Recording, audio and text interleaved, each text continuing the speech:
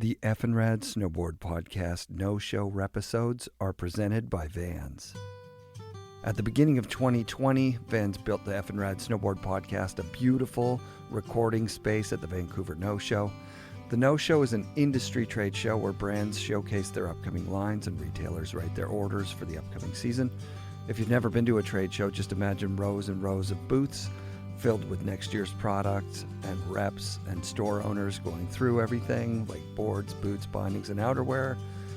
There are kiosks for food and a mock-up barbershop doing real haircuts. At this particular trade show, there were fundraising activities which included a silent auction for next year's best stuff and some hand-painted art projects done right at the show. Actually, Chris Haslam was there, hand-painting art on some of his old skateboards, which he'd made famous in his film Parts, and then those were auctioned off throughout the show. In the 3 days I spent at the show, I was able to record with Jody Wachniak. I put that out earlier on in the season, and I even snuck in some POW turns because I wasn't stuck at my day job, and it was snowing like crazy, so I would sneak out and come back. And then I was actually able to record a half dozen or so interviews with interesting people from the Vancouver snowboarding scene, and I'm going to try and put them all out over the summer, along with any other stuff I run across in the FNRad archives. This first interview is with a powerful force for authenticity in the marijuana community. Please enjoy a very weed-centric conversation with Tantalus Labs owner and operator, the wonderful Dan Sutton. My name is Dan Sutton. I'm the CEO of Tantalus Labs, and we're a company that produces and sells cannabis legally for a living. It's amazing. That's amazing. It's kind of a trip, dude. We sold 2,500 kilos of weed last year. What a notion. That's insane. Sorry, 2,500 kilos. 2,500 kilos, man. It was a crazy year, and it's just going up, dude. It's wild. And you were ready to do this before it turned legal somehow. Like, were you in the med world or something like that? So I never did anything with cannabis except for smoke a lot of it illegally. And the first step I took into this business was, it's now my 8th year being in the cannabis industry, and I came from sort of a deal finance-y type of background in energy and in technology. Yeah. And the first 2 years of this was really putting together a business plan and a design for a facility that would then be eligible to receive one of these coveted federal licenses. And so the business planning exercise was legit, like 2-3 years to figure it all out.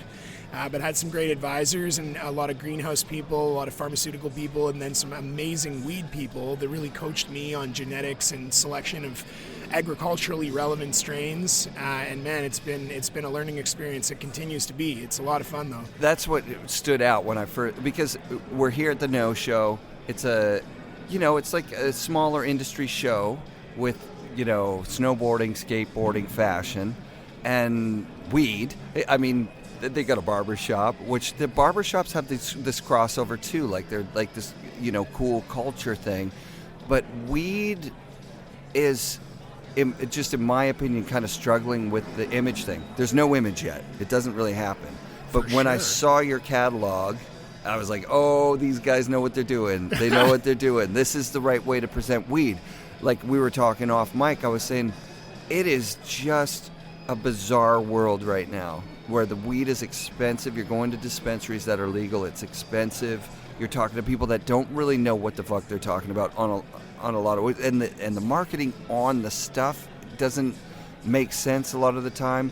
And so like you're left sort of sitting there going like, I don't know if I'm going to like this product that I'm paying a lot of money for. And then you get home, you open up all this packaging, and you go, fuck, it's shitty weed.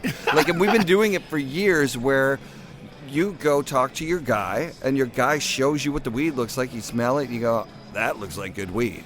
And the guy that you talk to is like, it's good weed. Because he knows, because he was smoking it or she was smoking it.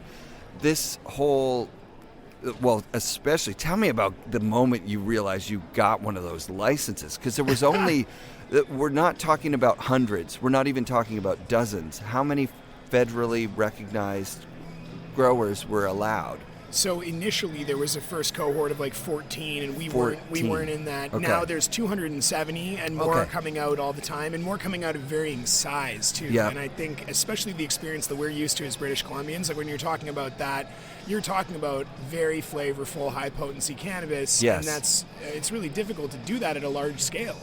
So I think at the initiation of this industry, you saw a ton of corporate money sloshing around, a ton of public markets money sloshing around, a lot of people who perhaps they have strong fundamental like business skill sets, but they don't really have a deep passion for the product. And I mean, that happens in skiing, snowboarding all the time when you get a bunch of big investors and they're like, we're going to buy this thing and make it more efficient. And all of a sudden it's being, sold at Target and it's just not got the cachet anymore. Yeah. And I think that's probably where 80% of the weed world lives today, the legal weed world, to be candid. But it's a race to that bottom line, that what we were talking about, that Bud Light or that that Molson Canadian of weed. But what most people don't understand about Molson Canadian is that it's not just water, barley, hops, and malt. There's also sugar and natural flavors, unnatural flavors, whatever the hell is in there. And I'm sorry, Mr. Molson, that I don't know what's in Molson Canadian, but Mr. Molson, you put preservatives in your beer. We know this. Yeah, we do. Part of the deal. It's written on the can. That's a part of our laws. We know that shit. And I'm not interested in smoking the Molson Canadian of weed because it's going to be weed that was grown to look like weed, and then there's going to be something added to it that's the equivalent of sugar in beer that makes the alcohol content what they want. They're going to just be spraying it with weird shit to make it always the same and a little bit crappy. Like, it's going to taste shitty, you know? For sure. And so you guys are doing that, but with proper weed. Like I was saying, like a $100 bottle of tequila is worth $100 because the person that made it knows how to make fucking tequila and spend time doing it right. So there you go. And to your original question of what was it feeling like when we got that license after 3 or 4 years in a process of trying to get it, for me, it was a deep sense of excitement because I know that our team cares a lot about cannabis botany. They are meticulous in their process. They're, just absolute weed nerds to the nines, the same way you want your snowboard designer to be a textures nerd, a visuals nerd, a compounds nerd. So yeah, what we do is also, first of all, not inaccessible in price. We are sort of maybe a $30 to $35 eighth for a lot of our entry-level products. That's incredible. Which allows you to then try something that has been cultivated we were talking in the context of the Bavarian purity law. Well, if there was a cannabis purity law, ours would be the simplest inputs you could think of. Right. Rainwater, which we recapture and filter on site. Sunlight, because we cultivate in a greenhouse, and just elemental light nutrient feeds. We're not trying to overjuice these babies or put them on steroids. We're just letting the genetics of the plant tell their story. Rad. And so for things like a Blue Dream, which is a coveted strain, it's been a classic for 10 years in California. There's been some great ones up here. This is an afternoon sativa that you can have a nice relaxing experience with. You're going to have fun. It's going to make snowboarding feel awesome if you're inclined to smoke cannabis. By the way, be very careful when you smoke cannabis and snowboarding. Bunch of disclaimers on that for sure. But cannabis that people can get excited about from not just an effect perspective or an aesthetic perspective or a flavor perspective, but an inputs perspective. Yeah, hyper purity. That's the story we want to tell about premium cannabis, and my team live and breathe it. So it's just such a privilege. That's one of the things when you're presenting weed, because some family. This is my personal story with my family. My dad smoked weed our whole life, but we never talked about it, and it wasn't for sure. You know what I mean? But it's been confirmed that he had a dealer when I was like a little kid. It's been his dealer his whole life. And my mom says now he smokes one marijuana a day, just one a day. That's it. Well, your parents sound pretty cool. Yeah, man. They're not bad. They're not bad at all. But the thing about it is when they come out to visit now, with all the edibles being available and like it's opening up to just the general public, people that don't identify as like stoners, like we were talking about before. The weed culture has gone like nuts. There's like this kind of like how much can you smoke idea out there. That's fine. I'm not into that myself, but it's fine that it exists. That's cool. I'm more of the kind of person that gets asked like, okay, what's good weed out here? And you almost, not just almost, I want to have some strains with a story that I can, when family visits or friends visit from out of town, where you go, okay, this weed is what you just said, a nice afternoon weed. We're not going to get weird. You're not going to have a panic attack. And the reason is because it's been grown properly, and it's been grown to highlight these different distinct effects. And that's the first thing that stood out in your catalog was the very high CBD content. Almost no THC in that. Yeah, that one particular cultivar, we have one called Canatonic that's a specific phenotype that has no THC at all. So if you're really THC sensitive, that's a great entry point. And then some of our other stuff like Harlequin and Skunk Haze are known to be more balanced in their cannabinoids. So this is an advantage of legalization, is all of a sudden we have proven provenance. We know where it came from. We know what this, and it's lab tested to be, absent pesticides and all that stuff. And if you are kind of on the fence, you maybe smoked weed when you were younger, but you don't like getting too high. If you want to get too high, we got some heavy gear for you too, for sure. That's a huge segment of the market, and I love smoking that stuff. But if you want to just dip your toes in and have a mellow experience that's not uncomfortable, I've never given a tentative cannabis user our Harlequin strain, which does have THC in it, and had them have a bad time. Oh, rad. So that's exactly, it's almost like beginner weed. And it's something that outside of the dispensary and legal thing, like you're kind of just, if you want beginner weed, you get shitty weed. That's true. Right? Whereas there is a market for beginner weed, like a huge market. Even like people that want to smoke every day, they just don't want to get fucking blown out. Fully. And you guys are finding that is like, because you're selling into dispensaries. And do you do an online thing as well? Do you have an online presence? Yeah, so if you want to buy directly from Tantalus Labs, you can at tantaluslabs.com. Because of the federal medical regulations, what we do is just run you through a little concierge level service where you chat to someone in a virtual clinic and say, this is what I want to use it for, this is what I'm thinking, and they'll say, great, 10 grams a day maximum, which you probably won't end up buying. And then you can buy directly from us, super fast fulfillment. I mean, we're piggybacking off all the advantages of modern e-commerce, from Shopify to all the brands that are at Knowshow have an online presence. Yes. And we also have a great customer care team that'll just chat to you about weed. I mean, we get people that want to call in every couple of weeks and just hang out, and we're totally down with that. That's right. But most of our sales go through, first of all, provincial distributors. We sell to BCLDB, Agriculture, Alberta Liquor and Gaming Commission, all the way to the Ontario cannabis stores and across Canada. They buy in bulk from us, and then retailers buy wholesale. So it's a bit more like alcohol than it would be like snowboard equipment, which makes our sales strategies a little tricky because we can't just like sign people up for 5 cases. Right. But nonetheless, the retailers are awesome. Most of them do have the capacity to cater to beginner users or heavy users or users that are really interested in flavor. One thing you will get about bud tenders in the legal system is just a bit of a thorough degree of training. And these are people who have put their hand up and said, look, just the same way a skate rat who wants to work in the skate shop in his town, I'm the weed rat. I'm the nerd that wants to hang out with these people, wants to be your ambassador to this product that I love. And I'll cold call retail stores just to chat with bud tenders. Because I want to know what they're thinking. I want to know what they think about our product. Yeah. And these people are the like coolest, most interesting, probably kind of nerdy weed people out. And I got mad love for the bud tenders out there. That's dope, dude. Reps up bud tenders. That's so sick. So why do it privately versus what's the advantage to keeping it private versus it was such a huge draw in for like public money?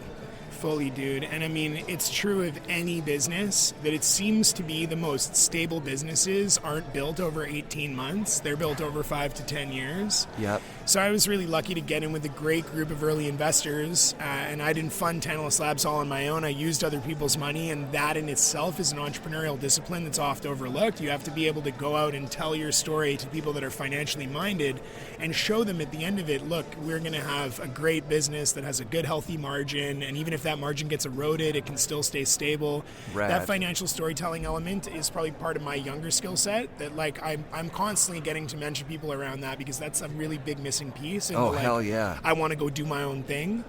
But we have long-term thinkers and patient investors that understand in a highly regulated environment like Canada, we are going to go pretty slowly through the market growth of this whole thing. 80% of the cannabis in this country is still sold on the black market today. 80%. So we took a 20% chunk in the first year. I think that's almost respectable. Yeah. But it's very, very early days. And the same problems you're talking about, a disconnect between price and quality relative to the black market. Oh, yeah, totally. Partly because there's a lot of taxes and all these kinds of cuts stacked up on top. We're course. Not out here crushing it quite yet, but we're doing okay. Right. that whole slow growth strategy really plays well to a firm like ours, that we're not the biggest cannabis producer in the world. We can grow quite a fair amount, as I said earlier in the show, but that then gets spread around all across Canada, and we always kind of play in a place of a bit of pent-up demand. Cool. So for us, the scaling over time doesn't play well with a public story. If we go public, we're going to be the biggest thing since sliced bread. It's going to happen next quarter. Go look at it. Yeah. And I mean, there's a lot of greasy sharks in that world. Money always looks sexy, but most of these people don't want your best interests. They want to trade you. They want to flip you. They want to get you off the books. So. Yeah, they want a quick hit. Yeah. Like that's what the goal is. And as far as I know, get-rich-quick schemes to this day still don't work very well. So we're out here trying to build something real, something that we believe in, something principled. And if those principles carry into an excitement around product quality, as they have been doing for us, and repping BC Bud in Alberta is that's a huge privilege. We're living a great brand dream just from being born and raised in this province. Yes. But when we do that, we slowly but surely establish trust. How did you land on the name? Tantalus Labs. Yeah. So Tantalus Labs was all me. It was a very early kind of working title, and it is named after the mountain range in between Squamish and Whistler that I love very dearly, and I've had a lot of awesome adventures in that range since I was a kid, and luckily, growing up in this province, outdoorsiness is kind of part of our deal. But really, you can see it from Vancouver on a clear day, just the back peaks of the Tantalus, and so it was always kind of aspirational to me. Cool. And yeah, it's a regional thing just to rep where we came from, what we're about, and the fact that our brand has always, since day one, been associated with using cannabis in a context such as going snowboarding, such as going hiking, such as getting out in the world. And like you, I've never been very attracted to the stoner trope stereotypes. I've smoked weed since I was a teenager, and I consider myself a pretty effective individual. I try to get out and get my job done. I love my loved ones. I like adventures. Yeah, dude. And so the whole, super burnout kitsch type of vibe is just not for me. So I wanted to give our company at least a new touch point to say this can be aspirational, this can be a celebration of sustainability and purity of inputs and all those things. So it was kind of our culture. There's nobody else that sees it quite the same way as us, and we get a few copycat brands every now and again, as any good company should. Yeah. But Tantalus to me is just an authentic representation of what's important to the core executive team when we started, and we're still on those principles. So I think we must have done something right at that time. It's a good sounding name too, Tantalus. Sounds just like rolls tasty. off the tongue. Yeah. Tantalize you, man. That's what we want to do. Yeah, that's sick, dude. Weed got legalized so quickly. You had to, my story with it was I was a mailman. I had a dispensary open up on my route. And I went in and I was like, what do I have to do to get a medical thing? And they're like, come in and talk to this, witch doctor. And and that guy was like, yeah, you're good to go. And then he went out into the store and grabbed, cool samples, ate a brownie in front of me. I was like, what is going on here? This is bizarre. That's pretty Wild West. And then I went straight to an actual licensed doctor. And then I wound up with an MMAR, which is a medical marijuana access regulation license, where they're like, yeah, you should smoke. Yeah, it was 20 grams a day. That's wild. I'm like, that's insane. You guys know I work for Canada Post, right? I drive a vehicle 8 hours a day for you. When am I going to have time to do that? Do I smoke it all at once? I remember feeling like Health Canada just was not 100% on their game. And then it's the next year, it's legal, recreational, federally. Yeah. Which, for listeners that don't know, the legalization in the States is statewide, state by state. And federally, it's still completely a Schedule I drug. So you're breaking a federal law. Whereas here, it's federally legal. And I don't think, because it had been federally illegal, and illegal so many places, they hadn't done really the research on exactly what you guys are talking about, making weed. Can we make weed where we can put on the label what's inside it? And for the first year, it was the shit you were getting was crazy. Yeah. It was the premium weed could be just chuff. It could be sawdust. You are this is premium. This is not premium weed, but it's being sold as. And so people were confused. And I didn't even think about it, because I still was just getting weed from my guy. Yeah, you know sure. what I mean? But you would go and you would get these experiences of buying legal weed where you're like, oh, I see what's going to happen. Yeah. It's going to be like liquor. There's going to be some brands that break away with killer product that every time you get it, it's killer. Yeah. And it sounds like that's where you built your company from, knowing that same thing. Like, okay, there's going to be big companies that make shit. There's going to be small companies that make good stuff. And there's going to be everything in between.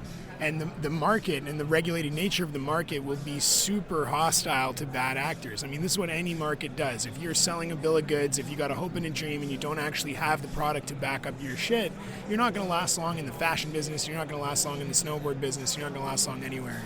And so what Tantalus Labs has done at a relatively small stage early on, and with a nuclear group of people that like our product and fans of our product, is we want to build that trust for consistency. If we actually hit these people with moist, flavorful, enjoyable, smelly bud every time, then that becomes undeniable. Like one of my great mentors in this space said, quality is not a fad. Quality is not a fad. That's true of any business. Yeah, dude. So if you can actually hit the marks of quality where your consumer is like, yo, this is actually the stuff that I want, and then they end up telling their friends, there's nothing more viral than good weed. People tell stories about it over their dinner table, over their water cooler, all of it. So that for us is slow and steady, man. One foot in front of the other, figure out how to get good quality product and new kinds of products into people's hands, figure out how to excite those people. If we're still unpacking it in 10 years, we're doing our job. Rad. One last question.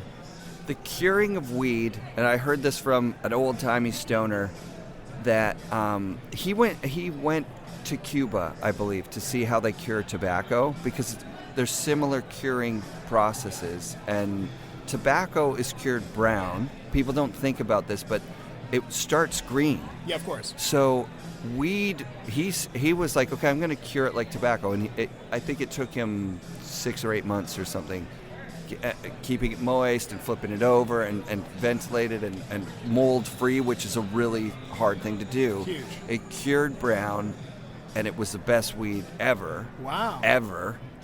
But it was hard to sell because it looked gross. Of course. Right? Do you see a future where we get the chlorophyll out of weed, where we get the green out of weed? Because green is like it's like a code word for weed. It's like people associate green with weed. Do you see a potentially better future where people are smoking less harsh weed because it's been cured better?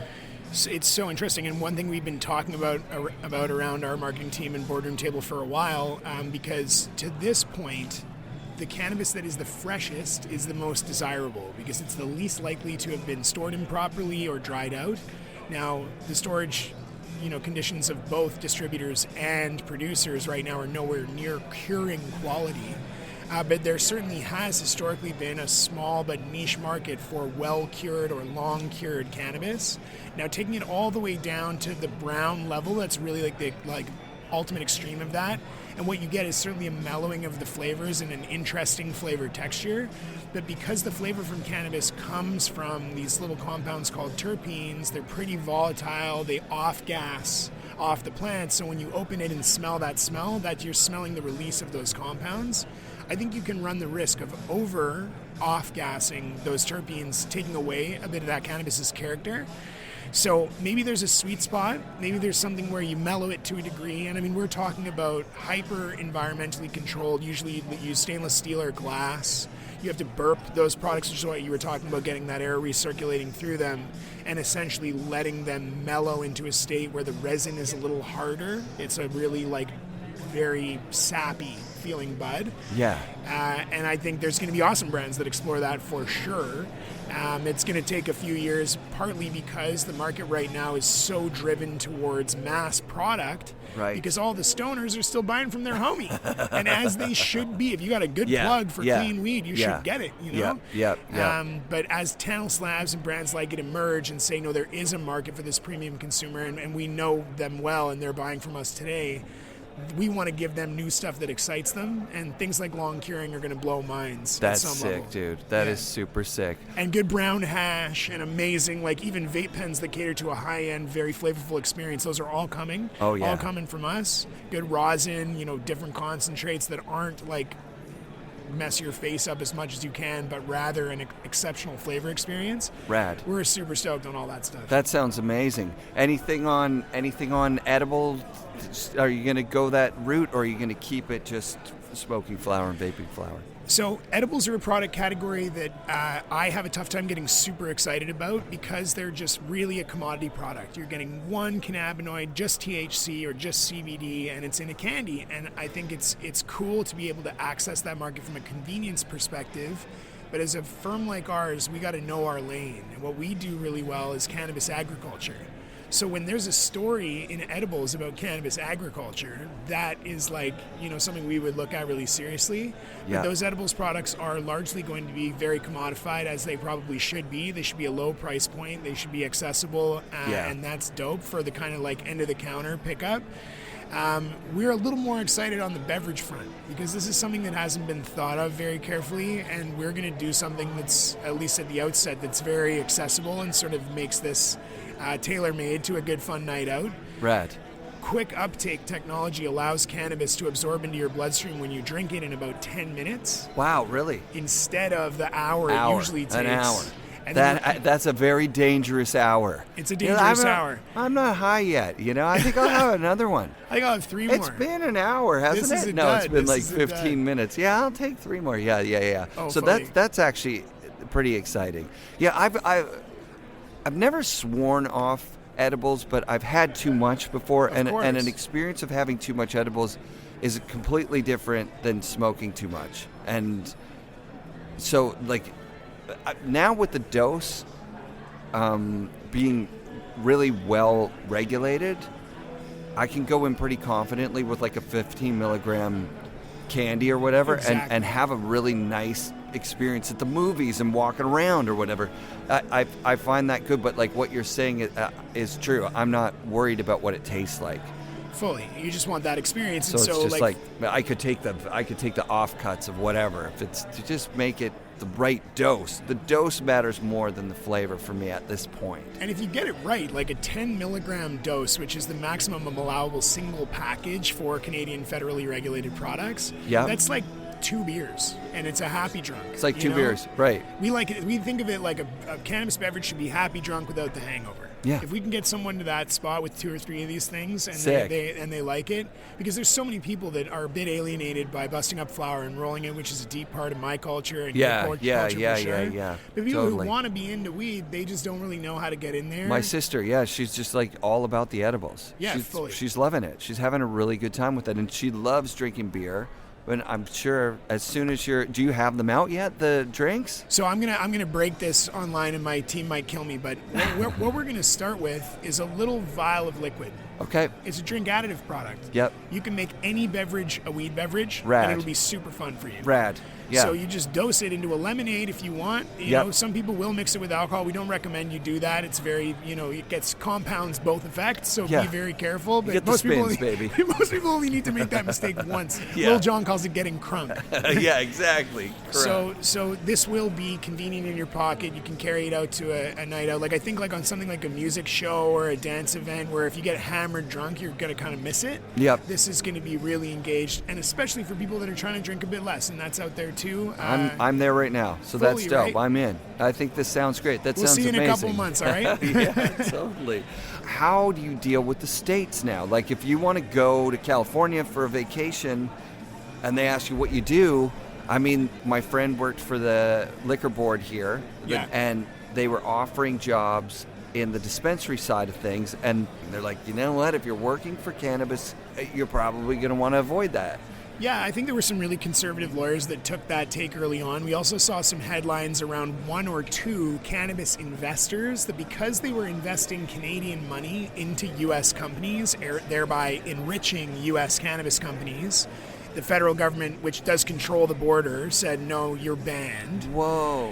Which was very, sensationalist and pretty intense for all of us. Yeah. But I've gotten really good legal advice on this matter. I've traveled to the States a bunch of times. Good.